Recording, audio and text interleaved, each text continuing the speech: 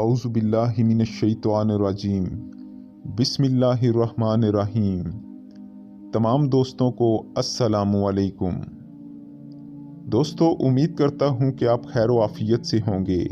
अल्लाह ताला आपको इसी तरह खैर व आफ़ियत से रखे।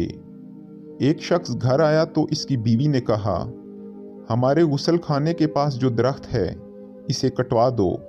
मेरी गैरत गवारा नहीं करती कि जब गुसल कर रही हूँ तो परिंदों की नज़र मुझ पर पड़े।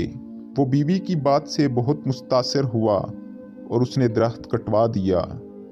एक दिन वो खिलाफ़े मामूल अचानक घर आया तो देखा बीवी किसी गैर मर्द के साथ मशगूल थी। इसे बहुत दुख हुआ। वो अपना घर बार छोड़कर बगदाद चला गया और वहाँ अपना कारोबार शुरू कर लिया। अल्लाह ताला ने कारोबार में खूब बरकत पैदा की और अपने तरक्की याफ्ता कारोबार की बदौलत वो बगदाद के बहुत अमीर आदमियों में शुमार होने लगा। यहाँ तक कि बगदाद के कोतवाल तक रसाई भी हासिल कर ली। एक दिन कोतवाल के घर चोरी हो गई। पुलिस ने मुजरम का सुराग लगाने की बहुत कोशिश की मगर मुजरिम को नहीं पकड़ सके और नाकाम रहे। इस शख्स ने देखा कि एक शेख का कोतवाल के घर आना जाना है और कोतवाल इसकी बेहद ताज़ीम करता है, लेकिन एक बात इसकी समझ में नहीं आई कि शेख आधे पाँव पर क्यों चलता है, पूरा पाँव ज़मीन पर क्यों नहीं रखता। इसने किसी से इसकी वजह पूछी तो बताया गया ये पूरा पाँव ज़मीन पर इसलिए नहीं रखते कि कहीं कीड़े मकोड़े ना कुचले जाएं।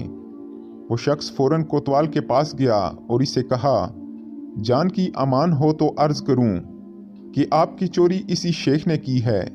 जब तहकीक की गई तो माल मसरूका उसी शेख से बरामद हुआ। कोतवाल ने हैरानी से कहा, हमने तो कभी सोचा भी नहीं था कि ये शेख भी ऐसा कर सकता है, तुम्हें कैसे मालूम हुआ? इस शख्स ने कहा, मेरे घर में एक दरख्त था जिसने मुझे नसीहत की थी, जो लोग ज़रूरत से ज़्यादा नेक नज़र आने की कोशिश करते हैं वो अमूमन नेक नहीं होते। ये हकीकत है कि कुछ लोग फेसबुक की हदूद तक ही बाइखलाक रहते हैं। हकीकी ज़िंदगी में इनके शर से इनके मोहल्लेदार, रिश्तेदार, हत्ता के घर वाले भी पनाह मांगते हैं।